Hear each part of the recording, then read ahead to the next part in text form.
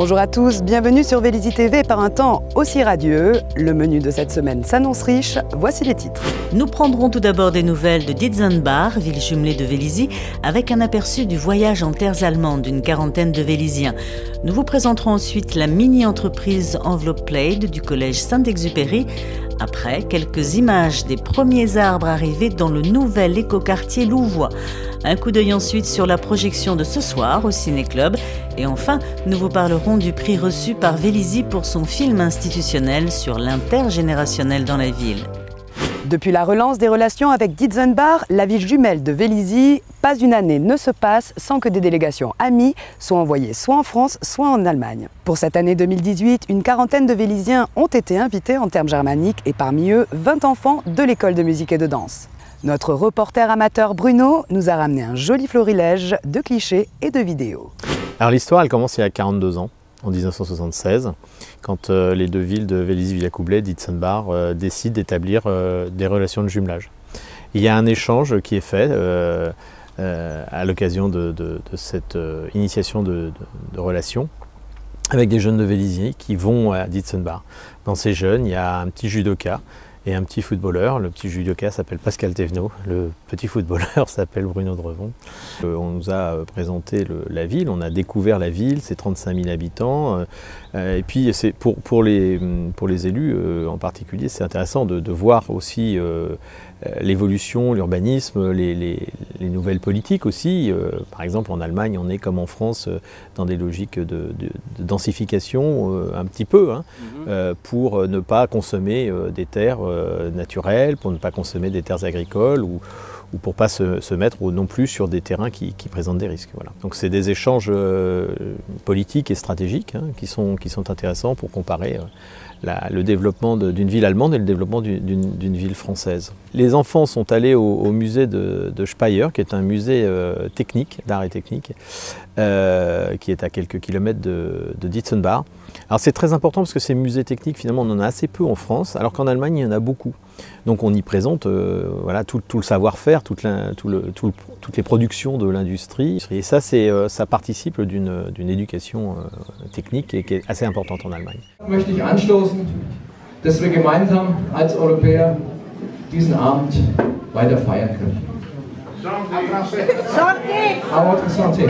Et le soir, on s'est tous donné rendez-vous, enfin fin d'après-midi, pour des répétitions et le soir pour un grand repas convivial, tous ensemble, animé par des groupes de pop-rock allemands de Dietzenbach et par notre école de musique et de danse qui, je dois le dire, a fait un véritable tabac avec l'interprétation principalement de thèmes de musique de film.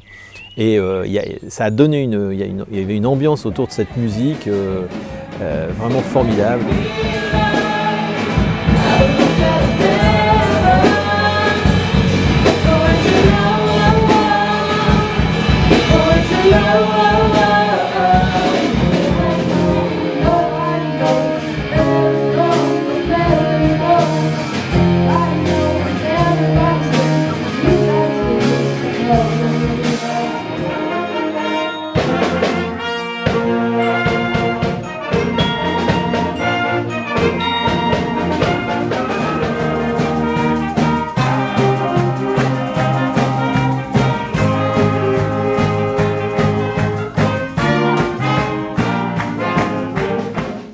Et la chaleur, l'amitié vraiment qui se noue dans ces moments-là est assez exceptionnelle. Et donc on voudrait faire partager tout cela au plus grand nombre de Vélysiens et on prépare donc pour l'année prochaine une grande rencontre, les Allemands venant à Vélizy-Villacoublay, normalement les 30 et 31 mai, 1er et 2 juin 2019. Et toute cette aventure n'aurait pas pu se faire sans le concours d'un certain nombre de personnes, au premier rang desquelles l'école de musique et de danse avec son président Frédéric, son directeur Olivier, et l'espace jeunesse avec Frédéric, Céline qui a accompagné les enfants, et Alexandre qui est l'élu en charge de la jeunesse. Voilà. Permettre aux jeunes de s'initier à la création d'entreprises en observant et respectant toutes les étapes nécessaires à la fondation d'une société, tel est le grand projet conduit chaque année par l'association EPA, Entreprendre pour apprendre. Le Collège Saint-Exupéry a maintenant l'habitude de ce concept et propose chaque année aux élèves de 3e volontaires d'y participer. Enveloppe LED, la mini-entreprise de cette année a accepté de nous ouvrir ses portes. Comme chaque année, le Collège Saint-Exupéry propose à ses élèves de 3e de participer volontairement à la création d'une mini-entreprise lors de leur dernière année d'enseignement secondaire. Un projet réalisé en partenariat avec l'organisme EPA, Entreprendre pour apprendre, afin de favoriser l'esprit entrepreneurial des jeunes et développer leurs compétences. Cette année, la mini-entreprise 2017-2018 du collège a été baptisée Enveloppe LED. Enveloppe LED, c'est la mini-entreprise du Collège Saint-Exupéry. Et enveloppe LED correspond au fait d'être enveloppé dans un plaid, qui est le but de notre produit. Il y a également un coussin intégré qui peut être enlevé à son choix. Et le but, c'est de faire comme un lit sur nous-mêmes en fait. Une fois passée l'étape de la création intellectuelle du produit, il faut ensuite plancher sur l'investissement pour l'acquisition des matières, sur la conception, sur la fixation du prix d'achat et enfin sur la prise de commande, à la manière finalement d'une vraie entreprise. Alors en début d'année, on a fait plusieurs recherches pour faire des avances remboursables ou des dons tout simplement. Au départ, les avances remboursables n'ont pas bien marché, mais on a eu énormément de dons. On a eu 300 € de dons en tout, pour que 16 € d'avance remboursable. Ces dons ont été récoltés surtout au Forum des métiers qui a été réalisé en début d'année à ce collège. Et c'est ici qu'on a eu un grand succès. En ce moment, il y a 30 commandes. Donc on est en train de les réaliser. On en a réalisé bientôt 5. Et on a tout le matériel nécessaire pour réaliser les suivantes. On peut choisir entre le gris, comme vous voyez ici, le violet et le bleu pastel. Pour le plaid adulte, il sera au prix de 26,90 € et pour le plaid enfant, il sera au prix de 19,90 €. Donc il y a 65% qui est pour le prix du plaid et 15% pour le prix du coussin et le reste rentre dans notre caisse en sachant qu'à la fin de l'année, 20% de nos bénéfices rentrera à une association contre le cancer. EPA pas impose mais demande à ce que l'argent revienne à une association. Et nous on a choisi une association, la lutte contre le cancer, qui s'appelle Un sourire pour la vie. Et en fait c'est par rapport à un de nos camarades, Tony, qui est quelque part, qui est en train de faire quelque chose, qui en fait lui a été atteint d'un cancer et qui l'est malheureusement encore. Et pour nous c'était très important parce que c'était pour pas qu'il devienne, pour trouver déjà une solution à cette maladie et pour lui aussi parce qu'on tient énormément à lui et c'était important. Voilà. En début d'année, les élèves ont gagné un prix lors du salon EPA Île-de-France. Une fierté pour eux, mais également pour leurs professeurs, qui n'ont pas manqué de louer l'autonomie de leurs protégés. Pendant une journée en février, on a fait le concours départemental de EPA. Donc EPA, c'est Entreprendre pour apprendre. Lors de ce concours, on a gagné donc le prix technique et créativité. On était super fiers parce que on voyait que notre produit, en fait, il plaisait énormément, surtout au niveau de la créativité. C'est original comme idée, c'est pas commun. Surtout qu'on le trouve pas du tout sur le marché français. Et surtout, ce qui est technique, c'est le fait que c'est nous-mêmes qui faisons tout. On achète les matières premières, mais en soi, c'est nous qui formons le produit. C'est pas une entreprise où on achète un produit et où on le revend directement. Il y a vraiment une modification à faire. Les élèves sont très bien. Les élèves ils sont top, ils sont vraiment bien, ils sont investis dans le projet, ils ont vraiment envie d'être là en fait. Et on sent en fait ils sont très motivés pour assister au salon. C'est vraiment eux qui ont fait les salons, bien, pour y aller, c'est vraiment qui étaient volontaires, ils ont tout organisé eux-mêmes. En fait on est là vraiment pour cadrer le tout, mais ils n'ont pas besoin de nous en fait. C'est vraiment, ça, la banderole par exemple qu'on a fait tout à l'heure, que les filles ont faite, pardon. On n'a même pas eu à la demander quoi. C'est elles qui ont dit on va faire une banderole, point, on la commande, on la règle et c'est fait. Le projet de la mini-entreprise, ça c'est très positif en fait. Je pense qu'ils ont appris énormément sur eux, sur comment travailler avec les autres, sur ce qu'ils sont capables de faire, ce qui leur plaît, ce qui leur plaît pas. Et vraiment ils ont appris énormément cette année sur quelque chose qui n'est pas scolaire et qu'on n'apprend pas à l'école en fait, mais ils sont enrichis vraiment je pense. Les premiers arbres qui vont verdir et oxygéner le nouvel écoquartier louvois sont arrivés mercredi et le moins que l'on puisse dire, c'est qu'ils ne sont pas de petite taille. N'est-ce pas ? Effectivement, un événement marquant de la transformation du quartier louvois parce que c'est l'arrivée du premier arbre de l'ensemble de la ZAC. Voilà, vous pouvez remarquer que c'est un arbre qui est déjà grand, il fait 18 mètres de haut, donc on n'en voit pas tous les jours. Il a un peu plus de 30 ans, presque 35. Et on a été le chercher chez les pépiniéristes en Hollande. Et il va y en avoir 3 qui vont arriver tout au long de la journée et qui seront les premiers éléments paysagers de la ZAC louvois. Étonnamment, on peut pas dire que c'est très cher, parce qu'un arbre comme ça coûte 5 000 €. Et quand on voit sa taille, quand on voit comment il est touffu, il est déjà adulte en fait. En Hollande, c'est les spécialistes de la culture des grands arbres, parce qu'ils ont un système de taxation différent. Voilà, cet arbre a 30 ans, donc vous imaginez, du coup ça nous permet d'avoir des grands arbres tout de suite.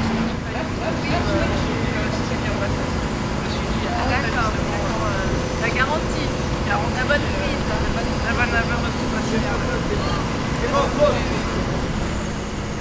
Vous avez dû le remarquer sur le premier silo, quand on a enlevé le premier élément de dalle, en fait il y a énormément d'arbres qui ont été déplacés, qui ont été replantés chez Alavoine en fait, et qui vont revenir une fois que toute l'avancée sera faite de la ZAC pour être replantée. Donc on avait identifié des arbres remarquables sur l'ensemble de la dalle louvois et qui ont été déplantés ou qui vont être déplantés pour être après mis en pépinière et revenir ensuite une fois que l'avancement du chantier le permettra. Donc là, aujourd'hui, on plante un très gros sujet. L'idée, ça va être de l'accompagner pendant quelques années. D'abord pour vérifier qu'il ne sera jamais soumis à un stress hydrique.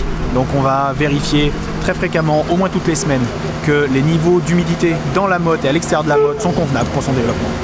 Et au fil des mois, on va vérifier que les racines vont commencer à sortir de la motte et à pousser dans le sol, à s'ancrer. Et ça va être déterminant pour l'arbre, c'est ce qui fait qu'il va vivre 30 ans, 40 ans ou plus. Ça va être cette capacité à aller chercher, avec son système racinaire, des ressources à l'intérieur du sol. Le travail d'une racine dans la terre, dans le sol, c'est justement d'absorber l'eau, d'alimenter l'arbre en eau. Ça a une signature dans le sol. L'assèchement par la racine se voit à travers l'analyse des données de nos capteurs. Et c'est comme ça qu'on arrive à savoir que la racine pousse. C'est qu'on regarde ce qui se passe à l'intérieur de la motte, à l'extérieur de la motte, pas bien loin, et encore un peu plus loin. Et comme ça, on arrive à voir progressivement que les racines poussent parce qu'elles assèchent le sol, tout simplement. Les passionnés de cinéma sont attendus ce soir à 21 h pour une nouvelle projection du Ciné-Club. Pour cette séance, il s'agira du drame russe Faute d'amour. Bonjour à tous, je vous rappelle que nous avons rendez-vous vendredi 25 mai au Centre Maurice Ravel, au Ciné-Club de Vélizy, pour l'avant-dernière de la séance, donc vendredi 25 mai à 21 h, avec un film considéré cette année, car c'est un film de cette année, de 2018, un des plus grands films de l'année 2018, un film russe d'un cinéaste très important qui s'appelle Andrei Zvyagintsev, et qui a fait un film sur un drame de la séparation, on va dire même d'une double séparation. Un couple bourgeois à Moscou va se séparer. Et ils n'arrêtent pas de se disputer, ils prévoient même la vie après. Mais ils ont oublié quelqu'un d'important, leur jeune fils de 12 ans, qui subit cette séparation à venir et qui va disparaître. Alors bien sûr, je ne raconte pas la suite du film, mais c'est un film bouleversant sur une enfance difficile, même dans un milieu bourgeois russe. Un film donc d'un très grand cinéaste, on peut penser à Andrei Tarkovsky, un autre cinéaste important que vous connaissez, car on a passé des films à Vélizy. Я больше не хочу. Чё квёлый такой? Заболел? Я не квёлый.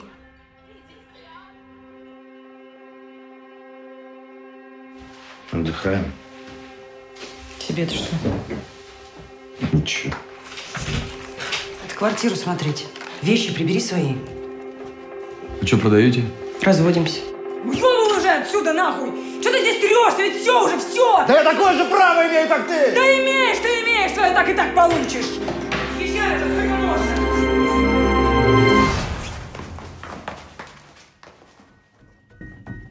Господи.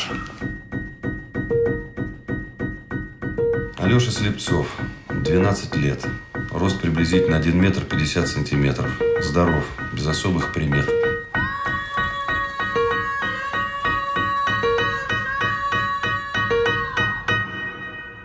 Не отстаем! Мне кажется, я совершил какую-то непоправимую ошибку.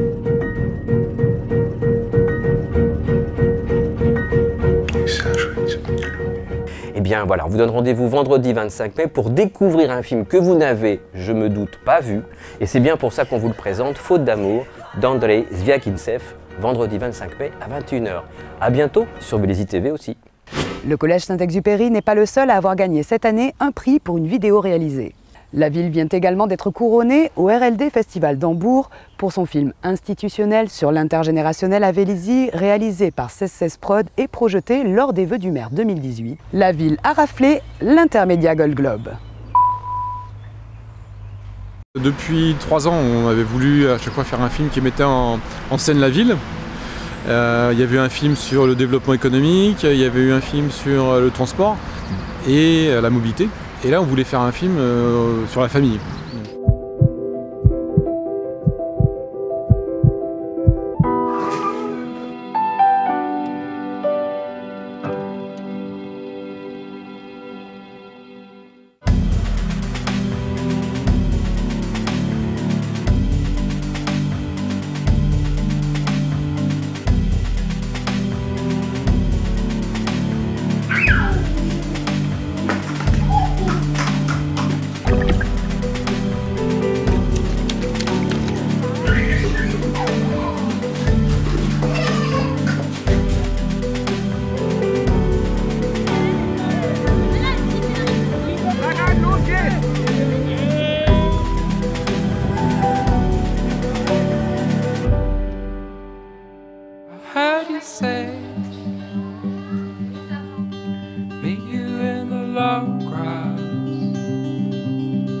Something good at long last,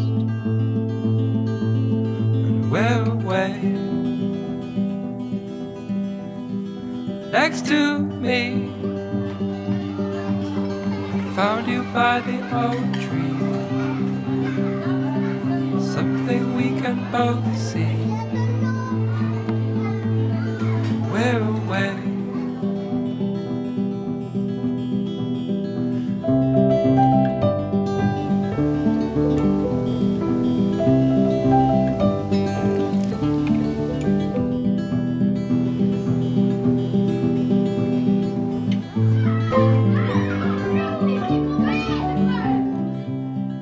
What you say? Meet you by the seaside, somewhere we can both hide. We're away. Oh. Vélizy, c'est une ville familiale. C'est pour ça que, avec Anne-Caroline, on a décidé d'avoir un scénario qui mettait en scène une famille et puis qui faisait appel en plus à des Vélysiens, parce que ça a été tourné avec des amateurs vélysiens, des cours de théâtre associatifs. Et donc le fil rouge c'était ça, c'était la vie familiale. Donc si vous vous souvenez, ça démarrait par l'embryon en fait, donc dès la naissance, et puis ensuite vous aviez même jusqu'au mariage. On a pris un vrai mariage de Vélysiens et avec la société 1616 Prod qui nous accompagne, qui a déjà été primé sur beaucoup de ses productions. Et là, oui, c'est un peu le festival de Cannes du film institutionnel. Et avoir le Grand Prix, mais c'est un honneur pour nous, mais ça montre aussi toute la sensibilité qui avait été ressentie lors de sa première projection pendant les Vœux. C'est un film qui a fait beaucoup parler parce qu'il était à l'image de Vélizy, il était humain.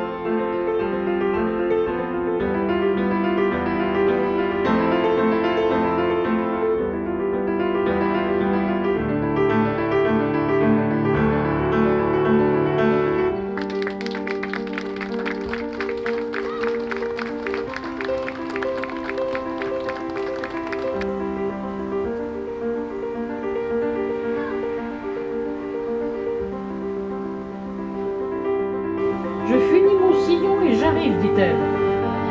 Entrons, mon garçon, nous serons mieux pour parler.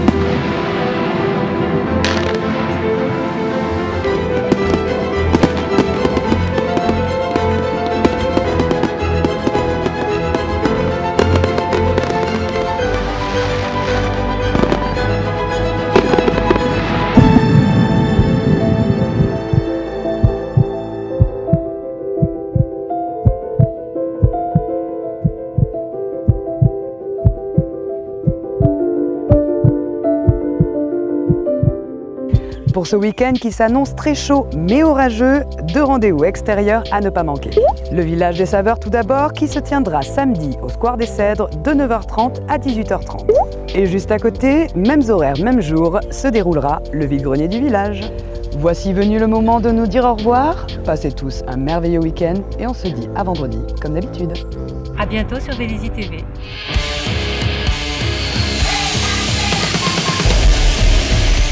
Vélizy TV, votre télé de proximité.